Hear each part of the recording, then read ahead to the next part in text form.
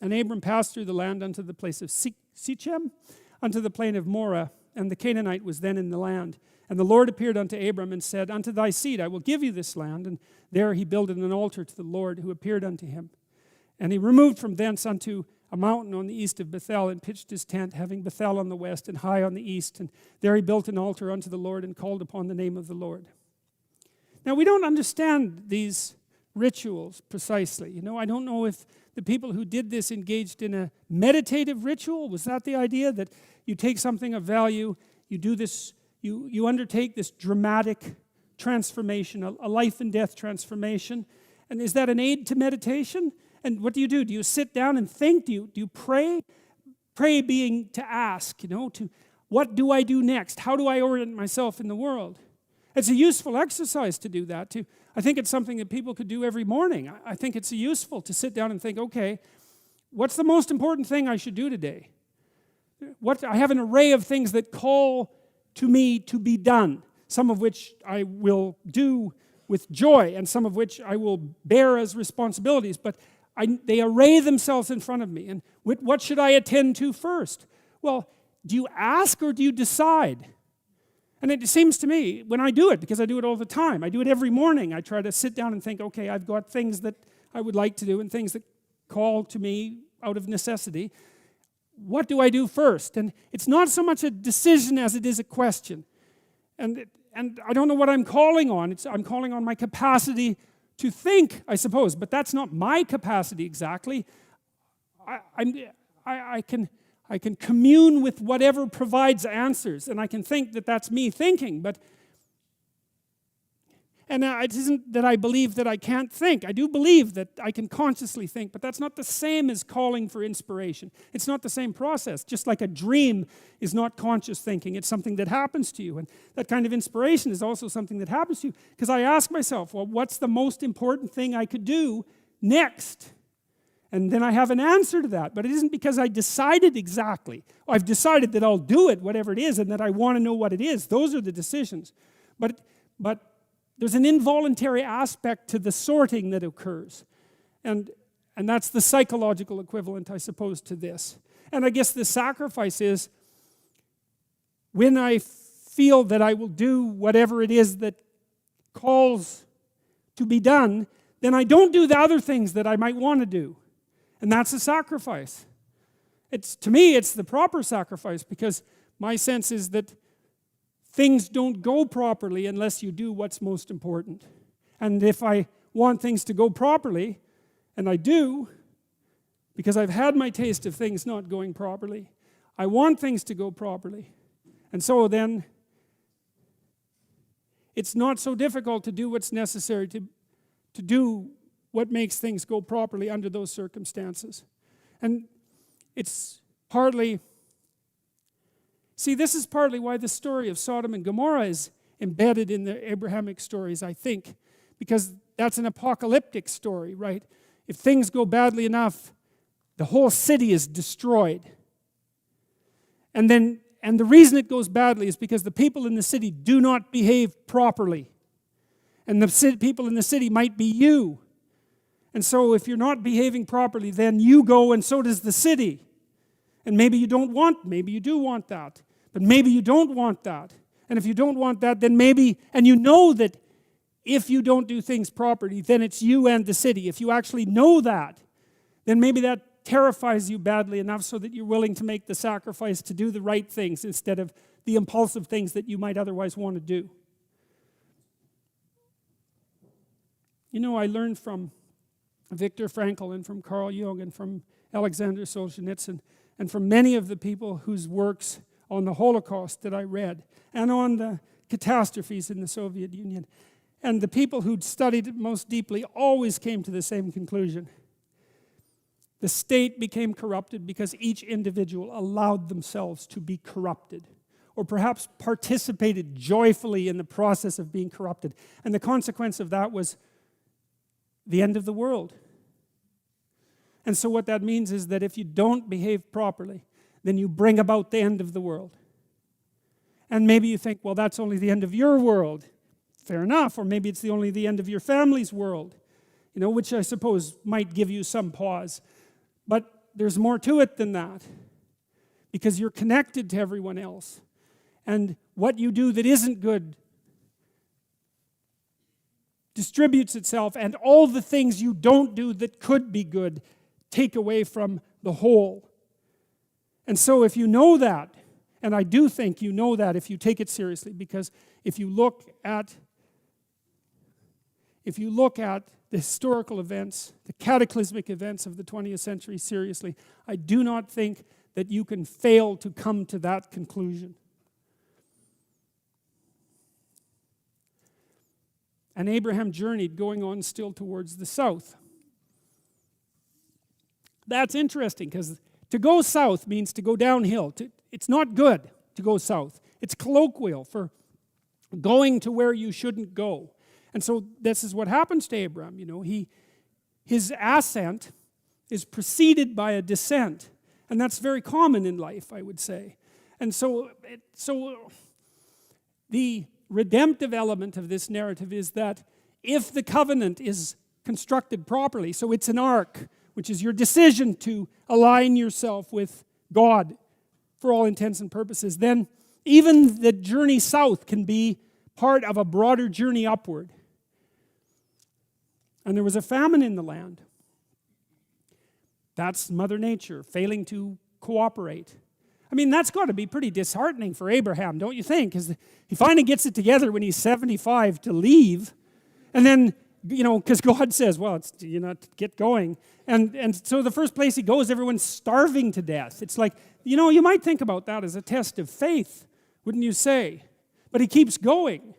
And then what happens? Well, he has to go to Egypt. So great. He goes where he's starving, where everyone's starving.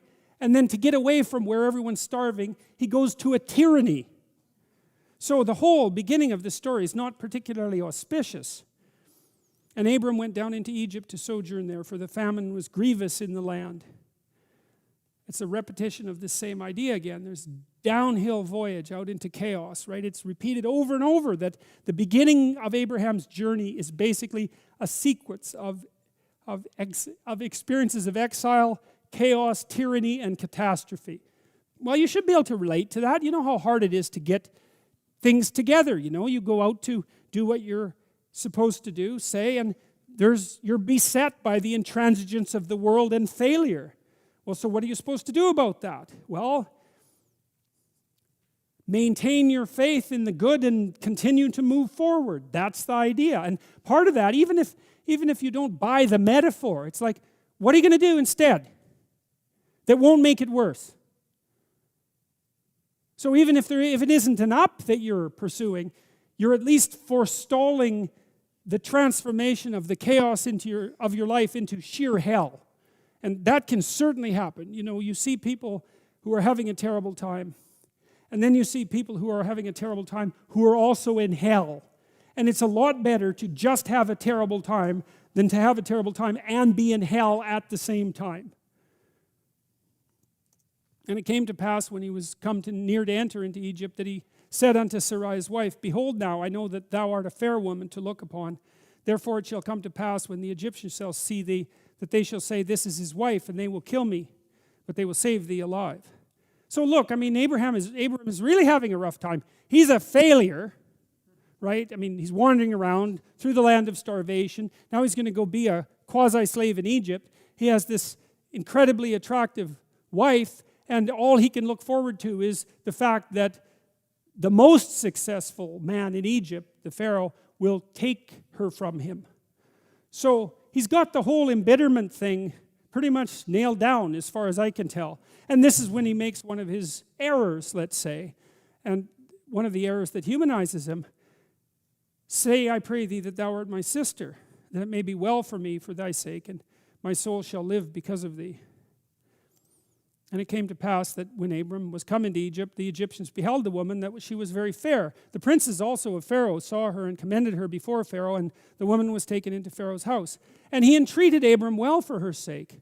And he had sheep and oxen and he-asses and men servants and maidservants and she-asses and camels. So actually things work out pretty well for Abram, despite his deceit, right? Which is quite interesting. And I guess it's because if the overarching structure is solid, something like that, then then errors can still be forgiven, to speak about it from a metaphorical perspective. And the Lord plagued Pharaoh and his house with great plagues because of Sarai, Abram's wife. Well, it doesn't seem very fair, but because the Pharaoh didn't know, but it's not the right way to look at it. The right way to look at it, see, there's a story later in the Bible about David.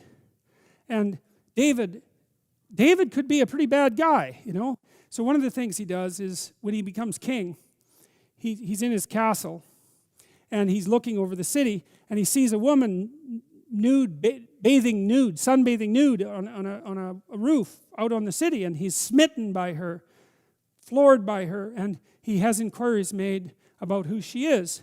Her name is Bathsheba, and he finds out who her husband is, and her husband actually happens to be a general in his army.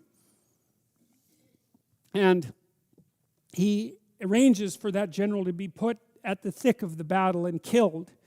And then he takes Bathsheba. So, and the Lord is not pleased by that. Let's put it that way.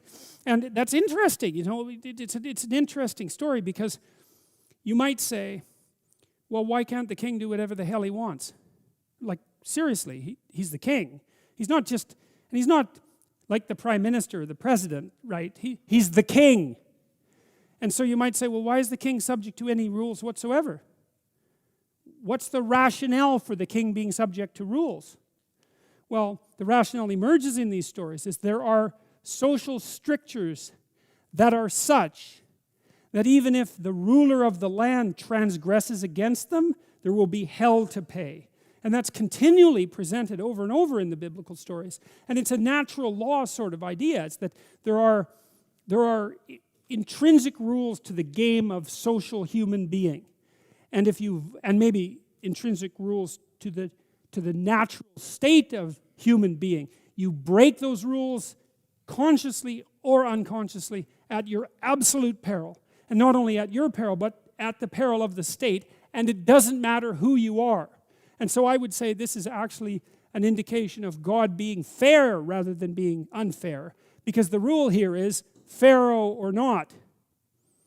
You don't get to take someone else's wife, and ignorance is no excuse. Now you might say that's a little bit harsh, and perhaps it is a little bit harsh, but it's not without merit. The idea is not without merit.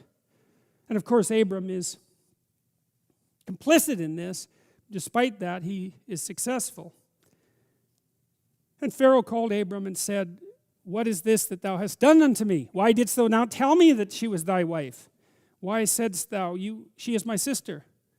I might have taken her to me to wife. Now therefore, behold thy wife, take her and go thy way." And Pharaoh commanded his men concerning him, and they sent him away and his wife and all that he had. And Abram went out of Egypt, he and his wife and all that he had, and Lot with him into the south. And Abram was very rich in cattle, in silver, and in gold.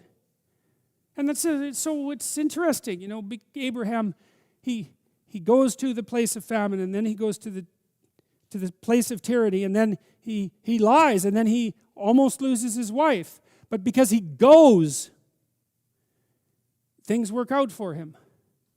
And so, hooray for that.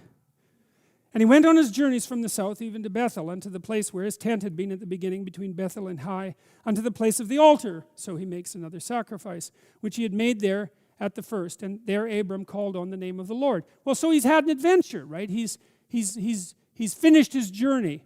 And so there's a culminating point in this narrative, and now he doesn't know what to do.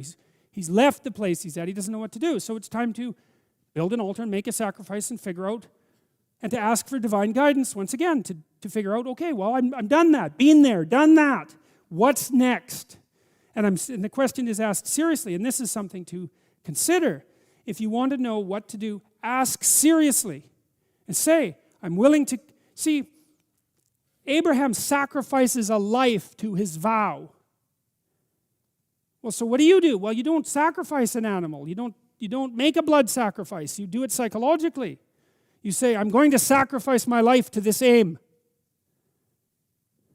That's what you do if you're serious. What do I do next? Well, I'm going to sacrifice my life to this aim. What is it that I should do that's worth sacrificing my life to? That's a serious question. Well, and maybe that's the sort of question that people don't ask because they're afraid of the seriousness of the question and the magnitude of the potential answer. Do you really want to know what you should do that would be worth sacrificing your life to? Well, the answer is yes, because it's worth it. But the answer is also no, because, like, really, it's your life, you know? What if you're wrong? And you're probably wrong. But maybe that doesn't matter. Maybe it doesn't matter, because maybe the rightness is in the process and not in the decision, right? Because it's the beginning of a sequence of decisions, as we've already pointed out.